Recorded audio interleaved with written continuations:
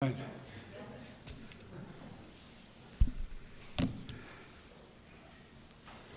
Good afternoon, everyone.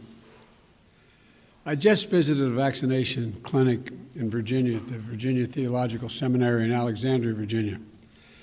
The seminary and other houses of worship in the area are partnering with the community health centers to offer vaccination and vaccination sites.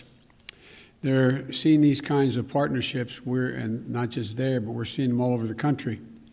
People are coming together across different faiths to serve those most in need, with special focus on vaccinating seniors from all races, backgrounds, and walks of life. It's an example of America at its finest, and they're all meeting what Pope Francis calls the moral obligation. Get vaccinated, something which can, he went on to say, can save your life and the lives of others. And I was at the seminary clinic to mark an important milestone as well. Yesterday, we crossed 150 million shots in 75 days, the first 75 days of my administration, on our way to hitting our goal of 200 million shots by the 100th day in office. That, of course, is the new goal I set after passing the original mark of 100 million shots in my first 100 days, doing it in just 58 days. At the time, some said 100 million shots was too ambitious, and then they said it wasn't ambitious enough. Well, we got to keep moving. If we could raise it up higher, I'd do that as well. But we know what we have to do. We have to ramp up a whole-of-government approach that rallies the whole country and puts us on a war footing to truly beat this virus. And that's what we've been doing, getting enough vaccine supply, mobilizing more vaccinators, creating more places to get vaccinated, and we're now administering an average of 3 million shots per day, over 20 million shots a week. On Saturday alone, we reported more than 4 million shots were administered. We're the first country to administer 150 million shots and the first country to fully vaccinate over 62 million people. But here's the deal. I promise an update to the American people every 50 millionth shot. And I'm already back to update you a little over 2.5 weeks later. I promised in the beginning that I'd always give you the straight scoop, straight from the shoulder, the good and the bad. Well, here's the truth. The good news is we're on track to beat our goal of 200 million shots in the first 100 days. More than 75% of the people over the age of 65 have gotten shots, up from 8% when we took office. That's a dramatic turnaround and critical because seniors account for 80% of all COVID deaths. To help support my goal of safely reopening the majority of K through 8 schools by my 100th day in office, I directed states in early March to make educators and child care workers eligible for vaccines and to get a goal of getting all who wanted the vaccination to be able to have one and to do it in the month of March. I'm pleased to report, according to CDC estimates, over 80% of teachers, school staff, and child care workers received at least one shot by the end of March. And that's great progress protecting our educators, our essential workers. And because our vaccine program is in overdrive, we're making it easier to get a vaccination shot. Last week, I announced that by April 19th of this month, 90% of all Americans will be within 5 miles of a vaccination site. And further good news is that we're getting more and more data on just how effective the vaccines are. Dr. Fauci recently cited 2 studies from the New England Journal of Medicine that found fully vaccinated care workers, healthcare workers, on the front lines had extremely low infection rates, less than 0.2%, compared to unvaccinated healthcare workers who had considerably higher infection rates. So we're making incredible progress. There's a lot of good news, but there's also some bad news. New variants of the virus are spreading and they're moving quickly. Cases are going back up. hospitalizations are no longer declining, while deaths are still down, way down from January, they're going up in some places. So you might ask, everybody's asking, what does that mean? I understand that people may find it confusing, that the vaccination program is saving tens of thousands of lives, but the pandemic remains dangerous. Let me explain it in a single word: time. Time. Even moving at the record speed we're moving at, we're not even halfway through vaccinating over 300 million Americans. This is going to take time. Remember, for a 2-dose vaccine, it takes weeks from the time you get your first one until you're able to get your second shot, which makes you fully protected. If you get your first shot next week in mid-April, you won't be fully protected until May, late May. If you get your first shot in mid-May, you aren't fully protected until late June. So look, now, on the one hand, June isn't that far away given how long this has been going on, but it isn't here yet either. So the virus is spreading because we have too many people who, seeing the end in sight, think we're at the finish line already. But let me be deadly earnest with you. We aren't at the finish line. We still have a lot of work to do. We're still in a life and death race against this virus. Until we get more people vaccinated, we need everyone to wash their hands, socially distance, and mask up in a recommended mask from the CDC. Think about it this way. Better times are ahead. And as I said before, we can have a safe, happy 4th of July with your family and your friends in small groups in your backyard. The real question is, how much death, disease, and misery are we going to see between now and then? In January, just the month of January, we lost 95,774 Americans. In March, that was 37,172 Americans. All told, I keep doing this, I know, but I carry this card every day with my schedule on it. And the back, I have a COVID update. The total number of deaths in the United States to date is 554,064 dead. That's lives that have been lost. What we do now is going to determine how many people we'll save or lose in the month of April and May and June before we get to July 4th.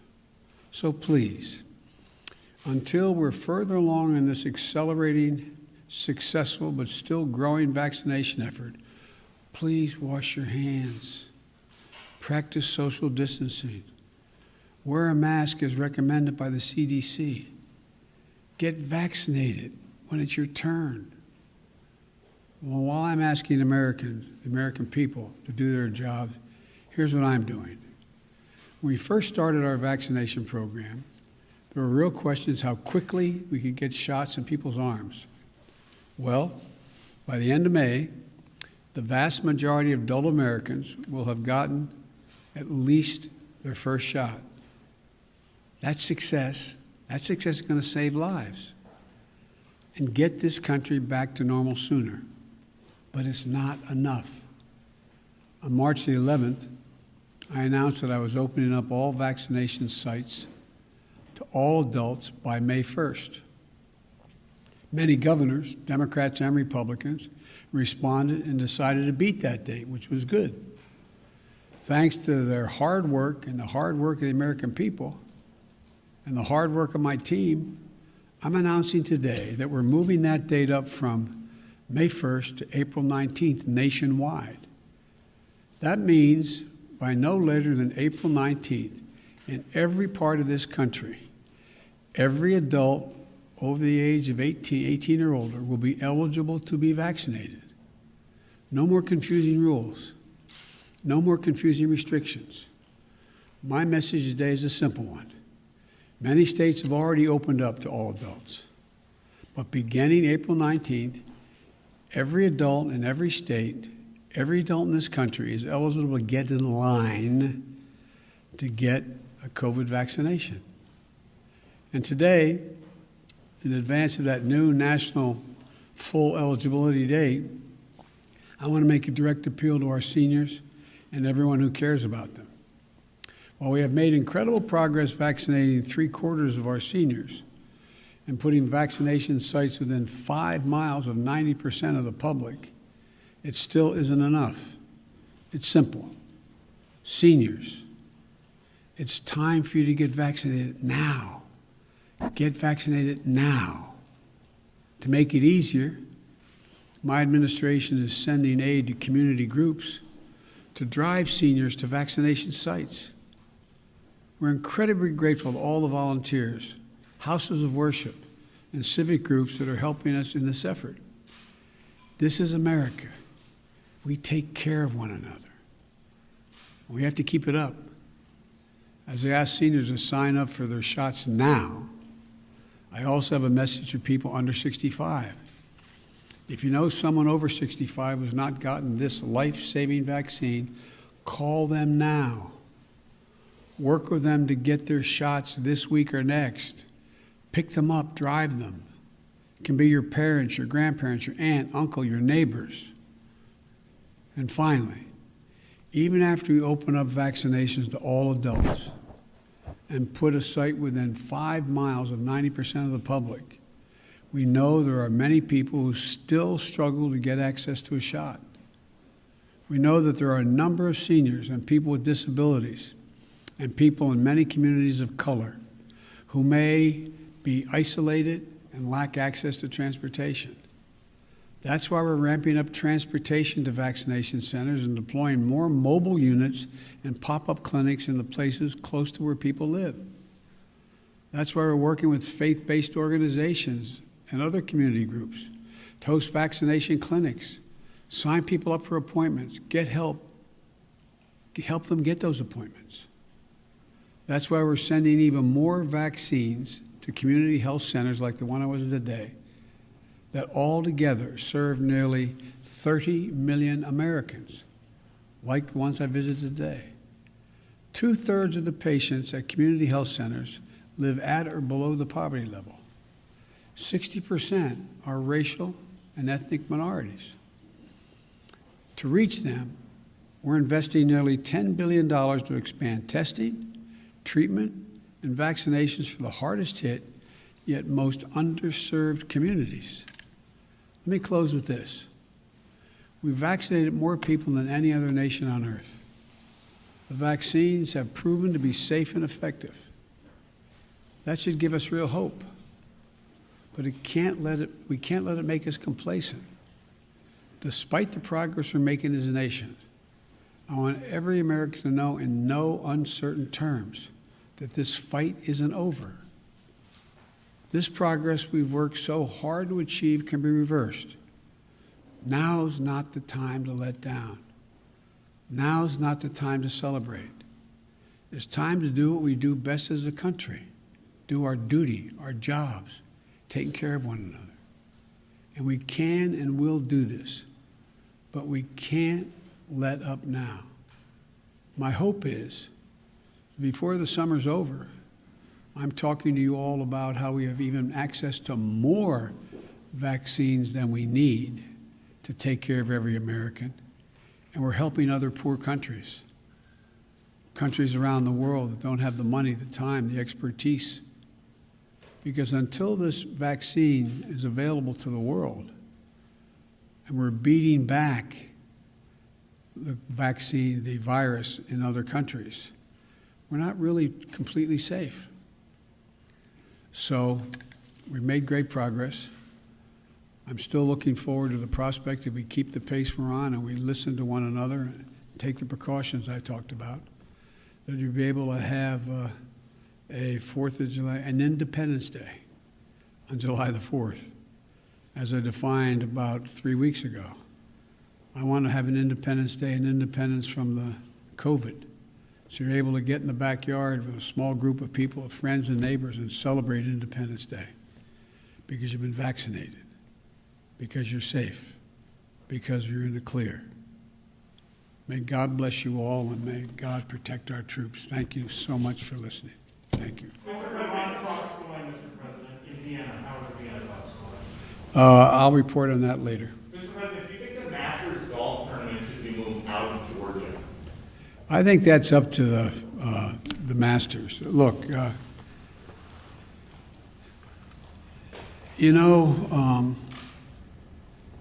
is reassuring to see that for-profit operations and businesses are speaking up about how these new Jim Crow laws are just antithetical to who we are. There's another side to it, too. The other side to it, too, is when they, in fact, move out of Georgia, the people who need the help the most, people who are making hourly wages, sometimes get hurt the most. I think it's a very tough decision for a corporation to make or a group to make.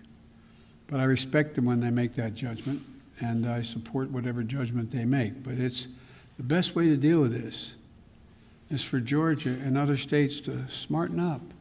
Stop it. Stop it. It's about giving people two votes.